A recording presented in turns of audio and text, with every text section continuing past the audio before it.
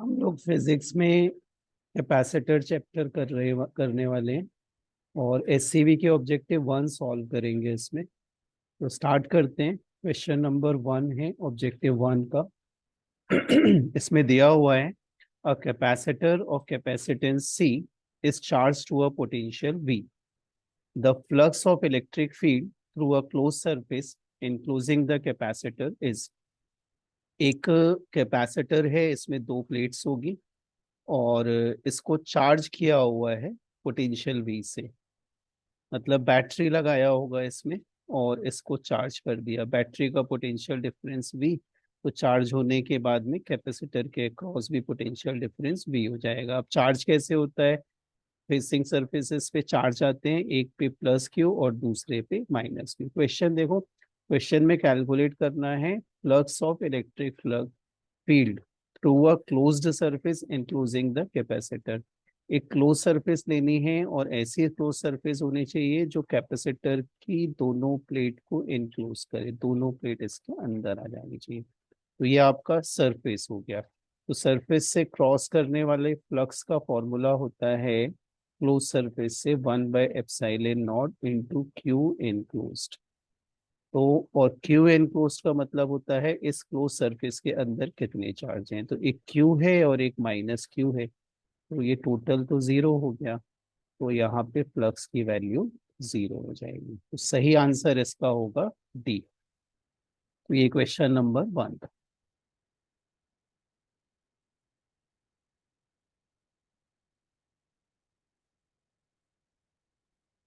फिर नेक्स्ट है question 2।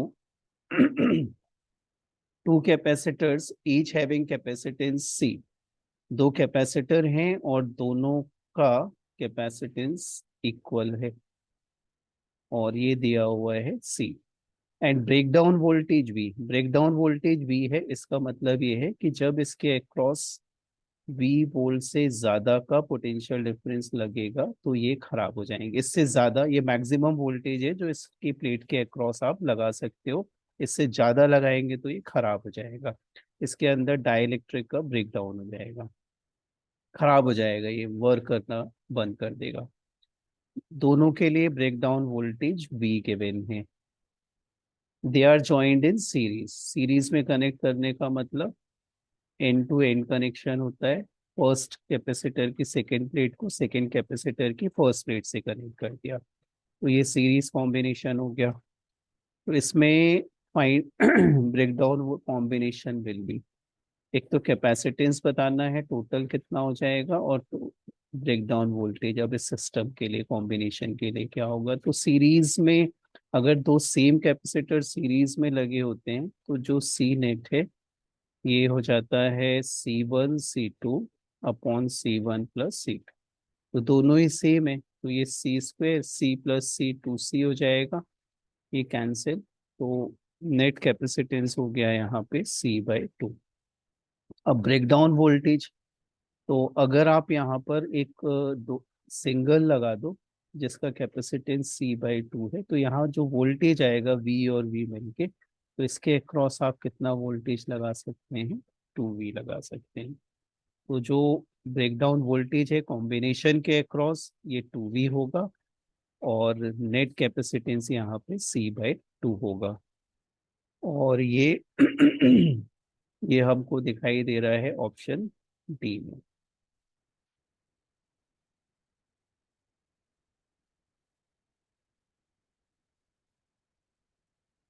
Question third भी कुछ ऐसा ही है। If the capacitors in the previous questions are joined in parallel, the capacitance and breakdown voltage of the combination will be। ये दोनों को अब पैरेलल में ज्वाइन कर दिया। दोनों की फर्स्ट प्लेट कॉमन है, दोनों की सेकंड प्लेट कॉमन है। पोटेंशियल डिफरेंस दोनों के लिए भी पैरेलल ऑर्डर में पोटेंशियल डिफरेंस सेम रहता है। ये C1 फर्स्ट कैपेसिटर, इसकी वैल्यू C और इसकी भी वैल्यू C है। दोनों के अक्रॉस पोटेंशियल डिफरेंस सेम है, तो सी नेट यहाँ पर हो जाएगा, दोनों ऐड हो जाएंगे, C+C = 2C। और कॉम्बिनेशन क्योंकि पैरेलल है और पैरेलल में V सेम रहता है, तो जो ब्रेकडाउन वोल्टेज है ये V ही रहने वाला है। बस यही आंसर है। तो 2C और V, तो सही आंसर इसका हो जाएगा C।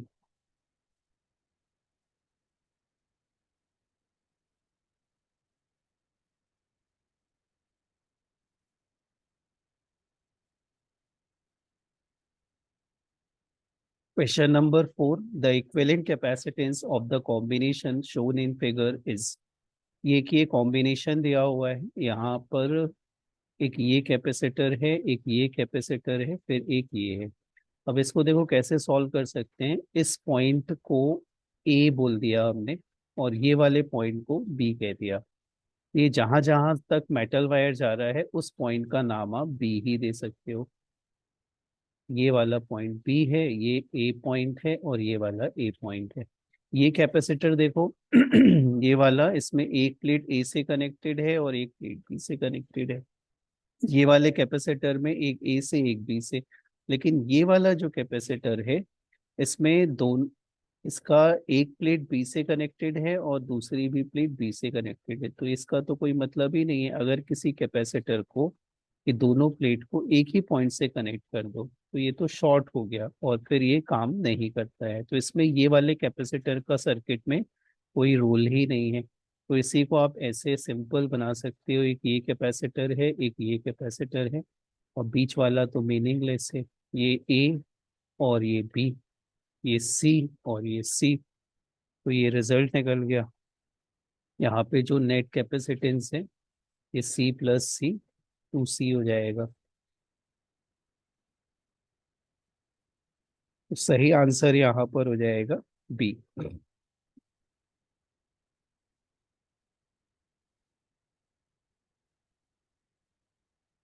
Question number 5, a dielectric slab is inserted between the plates of an isolated capacitor. The force between the plates will be। एक कैपेसिटर है, मतलब इसमें दो प्लेट्स हैं, और आइसोलेटेड है। आइसोलेटेड मतलब इसको चार्ज कर दिया होगा हमने, और इसके बाद बैटरी डिस्कनेक्ट कर दी। तो अब कोई चार्ज, इसमें प्लस क्यू चार्ज है, ये माइनस क्यू चार्ज है। यहाँ पर बीच में मीडियम इंसर्ट करना है।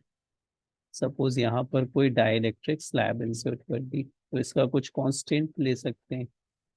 डाइलेक्ट्रिक कांस्टेंट के ले लिया, तो फोर्स पे क्या इफेक्ट आएगा। तो जो, अगर आपके पास में एक कैपेसिटर है जिसमें कोई भी मीडियम इंसर्टेड नहीं है, तो इसमें जो फोर्स होता है कुछ ऐसे निकालते हैं, जैसे ये प्लेट पे पॉजिटिव चार्ज है क्यू, तो और इसकी इलेक्ट्रिक फील्ड में ये दूसरी वाली प्लेट आ गई है जिसके ऊपर माइनस क्यू चार्ज है। तो फोर्स का formula charge into electric field, और एक प्लेट की वजह से इलेक्ट्रिक फील्ड होती है sigma bye 2 epsilon not. Sigma यहाँ पे सरफेस चार्ज डेंसिटी होती है, इसको चार्ज अपॉन एरिया लिख सकते हैं। तो इसे चेंज कर दें, F is equal to Q, sigma को क्यू बाय ए लिख दिया, तो 2 एप्सिलॉन नॉट ए। तो फोर्स का फॉर्मूला आ गया Q² upon 2 epsilon not a. तो ये उस केस में है जब दोनों प्लेट्स के बीच में एयर या वैक्यूम है। लेकिन क्वेश्चन में कहा है मीडियम इंसर्ट कर दिया तो फोर्स पे क्या फर्क आएगा। तो अगर फोर्स मीडियम में देखना है, तो Q² अपॉन 2 एप्सिलॉन नॉट के ए आ जाएगा। के को छोड़ के बाकी टर्म तो एफ ही लिखा हुआ है, तो पहले वाले फोर्स में के से डिवाइड करना पड़ेगा, तब फोर्स इन मीडियम मिल जाएगा। तो इसका मतलब है फोर्स डिक्रीज हो जा रहा है। तो इसका आंसर हो जाएगा बी। फोर्स यहाँ पे कम हो जाएगा। ये था क्वेश्चन नंबर 5।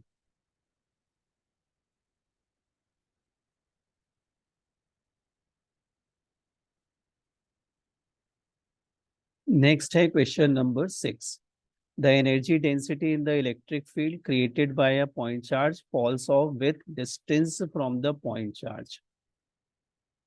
एक पॉइंट चार्ज है क्यू, तो इसके सराउंडिंग में इसकी इलेक्ट्रिक फील्ड क्रिएट हो जाती है, और एनर्जी डेंसिटी का तो ये फॉर्मूला होता है, energy density is equal to होता है half epsilon naught into E square.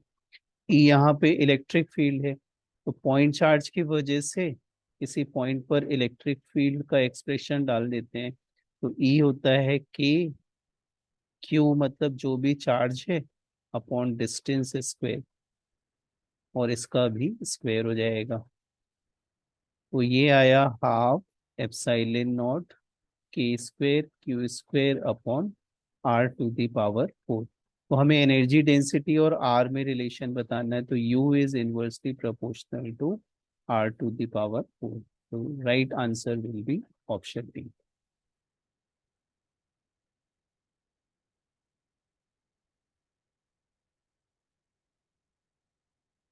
फिर नेक्स्ट है question number 7। A parallel plate capacitor has plates of unequal area. कोई पैरेलल प्लेट कैपेसिटर है, इसकी जो प्लेट्स हैं उनका एरिया अनइक्वल है, तो हम ऐसा कुछ बना ले रहे हैं, एक प्लेट को बड़ा कर दिया, एक प्लेट को छोटा कर दिया।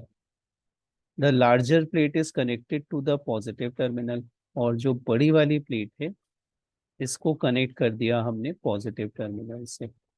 And the smaller plate is negative terminal, smaller वाली प्लेट को कनेक्ट कर दिया नेगेटिव टर्मिनल से।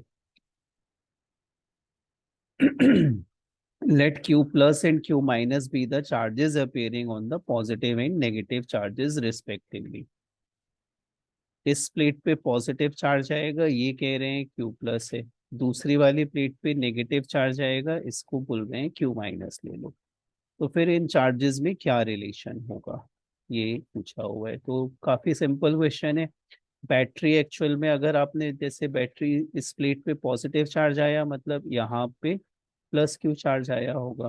क्यू चार्ज इस पहली प्लेट पे आया जो पॉजिटिव टर्मिनल से जुड़ी हुई है, इसका ऑपोजिट चार्ज इसके सामने वाली सरफेस पे आएगा, फेसिंग सरफेस पे आएगा। तो बैटरी से के प्लस से अगर आप क्यू चार्ज बाहर निकालते हो तो वापस इसको क्यू चार्ज देना भी पड़ता है। बैटरी नेट में कोई चार्ज सप्लाई नहीं कर रही है एक्चुअल में, बैटरी से प्लस निकाला तो इसको प्लस माइनस क्यू चार्ज वापस भी दे दिया। तो अब अगर यहाँ पे बैटरी ने नेट में कोई चार्ज सप्लाई नहीं किया, तो यहाँ पर भी नेट चार्ज जो है ये, इस सिस्टम पे भी नेट चार्ज जीरो ही होना चाहिए। मतलब Q minus minus Q minus, ये कितना हो जाएगा, जीरो हो जाएगा। तो Q plus is equal to क्या हो गया, ये क्यू माइनस। दोनों सरफेसेस पर इक्वल चार्ज ही आने चाहिए, इक्वल और ऑपोजिट चार्जेस आना चाहिए। तो इस क्वेश्चन का सही आंसर होगा बी। तो ये इस बात पे नहीं डिपेंड करता कि प्लेट्स, एक बड़ी प्लेट है एक छोटी प्लेट है, दोनों पे इक्वल और अपोजिट चार्जेस डेवलप होते हैं।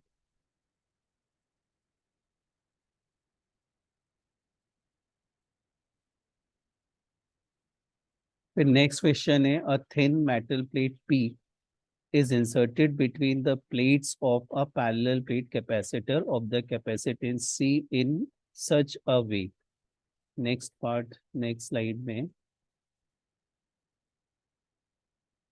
such a way that the edges touches the two plates, the capacitance now becomes। इसमें ये दो प्लेट्स हैं कैपेसिटर की, और इसमें ये कह रहे हैं इसकी जो दोनों प्लेट्स हैं इनको एक मेटल वायर से कनेक्ट कर दिया हुआ है। ये एक ऐसा दोनों प्लेट्स को आपस में कनेक्ट कर दिया, तो अब ये पूरा सिस्टम तो कंडक्टिंग बन गया। मतलब आपने जैसे यहाँ पे प्लस लिया और दूसरे वाली प्लेट्स को नेगेटिव से कनेक्ट कर दिया, तो अब अगर इसमें चार्ज तो स्टोर हो ही नहीं पाएंगे। जैसे ये क्यू चार्ज यहाँ पर है और ये मेटल है, ये भी मेटल है, तो ये तो बाईपास हो जाएगा पूरा क्यू चार्ज, ये शॉर्ट टाइप का हो गया। और तो इसकी कैपेसिटीज जो है ये इनफाइनाइट हो जाएगी, मतलब आप इसको कितना भी चार्ज दो ये कुछ चार्ज रख ही नहीं पाएगा, ये बाईपास कर देगा। और ऐसे भी सोच सकते हैं इसको, सी का फॉर्मूला मीडियम की प्रेजेंस में एप्सिलॉन नॉट के ए अपॉन डी होता है, और मेटल होने की वजह से के जो है ये इनफाइनाइट हो जाएगा। तो इसका जो कैपेसिटेंस है ये इनफाइनाइट होगा। तो इसका इनफाइनाइट का बस मतलब इतना है कि आप इसको कितना भी चार्ज देते चले जाओ वो बाईपास हो जाएगा, इस एक भी चार्ज ये सिस्टम स्टोर नहीं कर पाएगा। या आप बोल सकते हैं कि इनफाइनाइट चार्ज स्टोर कर सकता है, देते चले जाओ देते चले जाओ।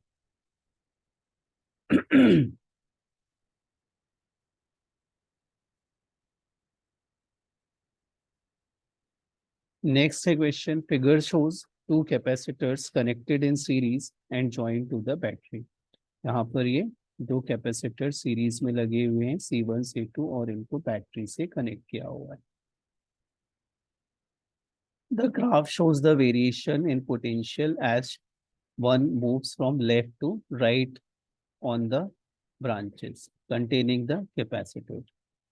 तो ऑप्शंस दिए हुए इसमें, इसमें V और X के बीच का ग्राफ दिया हुआ है। तो जैसे यहाँ पे इसको हमने जीरो पोटेंशियल ले लिया अगर, और इस तरफ का पोटेंशियल भी लिया, तो यहाँ इस पे बढ़ जा रहा है देखो आप, ये नेगेटिव ये पॉजिटिव, ये नेगेटिव और ये पॉजिटिव होगा, तो इसको क्रॉस करेंगे तो पोटेंशियल बढ़ जाएगा, और इस कैपेसिटर को जब क्रॉस करेंगे तो फिर पोटेंशियल बढ़ जाएगा। तो वही दिया हुआ है, डिस्टेंस के साथ पोटेंशियल में कैसा चेंज आ रहा है। तो जैसे ये देखो ये जीरो पोटेंशियल है, और ये जैसी कैपेसिटर की प्लेट्स को क्रॉस किया तो ये पोटेंशियल इंक्रीज कर गया।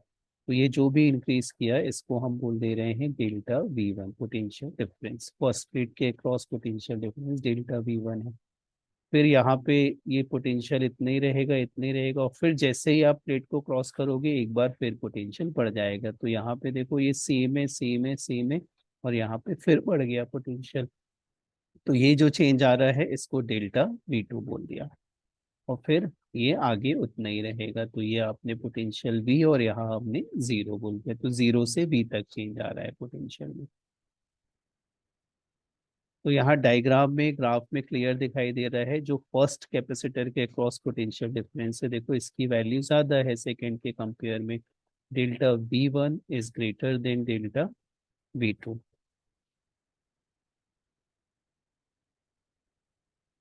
और चार्ज तो चेंज कर नहीं रहे हैं, इस पे माइनस क्यू होगा, इस पे प्लस क्यू, इस पे माइनस क्यू, इसमें प्लस क्यू, ये तो सीरीज कॉम्बिनेशन में क्यू में चेंज आता नहीं है, क्यू सेम होता है। पोटेंशियल डिफरेंस का फॉर्मूला Q/C होता है।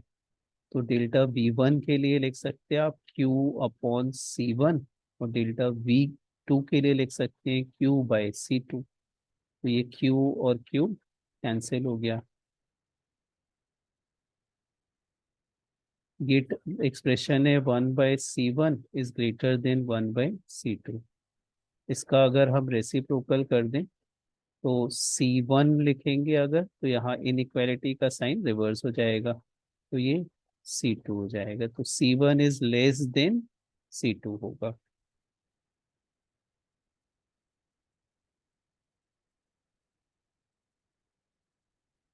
तो इसमें सही आंसर हो जाएगा C।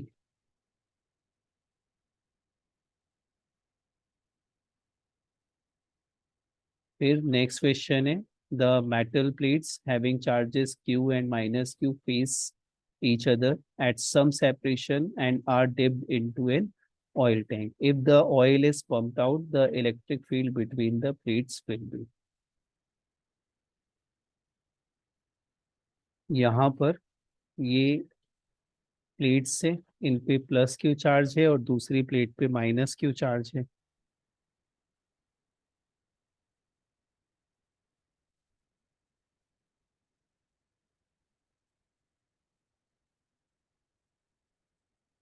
तो और इनके बीच में ऑयल है, मतलब कोई डाइलेक्ट्रिक कांस्टेंट होगा। तो इलेक्ट्रिक फील्ड मीडियम की प्रेजेंस में होती है σ/ε0 k, और सिग्मा मतलब चार्ज अपॉन एरिया, ये मीडियम की प्रेजेंस में है। और अगर एयर में लें, अगर ऑयल को हटा दिया हमने, तो एयर में Q/ε0 A हो जाएगा। तो के नीचे से हट गया तो ये वाली इलेक्ट्रिक फील्ड ज्यादा हो जाएगी, और मीडियम की प्रेजेंस में इलेक्ट्रिक फील्ड कम होती है।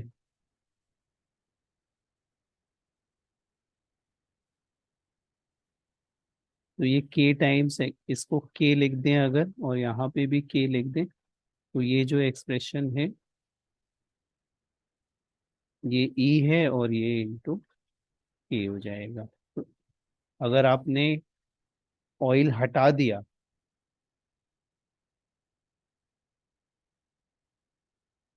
तो इलेक्ट्रिक फील्ड ज्यादा हो जाएगी, मतलब इसका सही आंसर हो जाएगा इंक्रीज।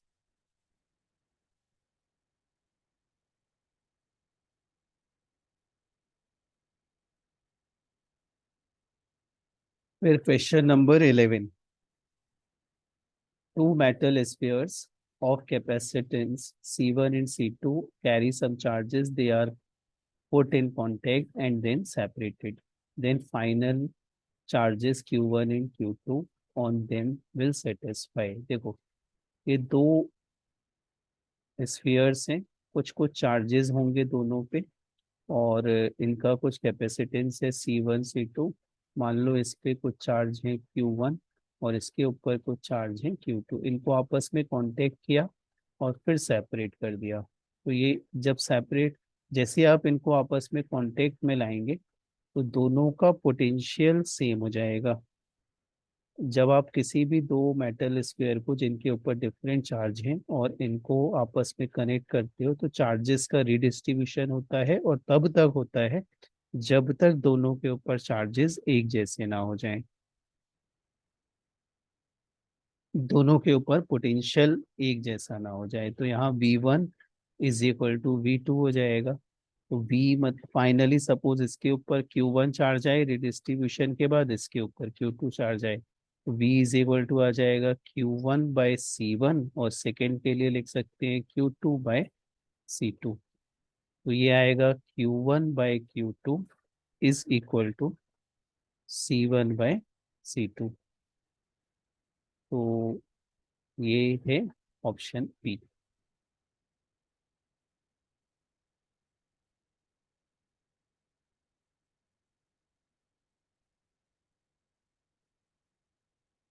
नेक्स्ट है question 12। Three capacitors of capacitances 6 microfarad each are available।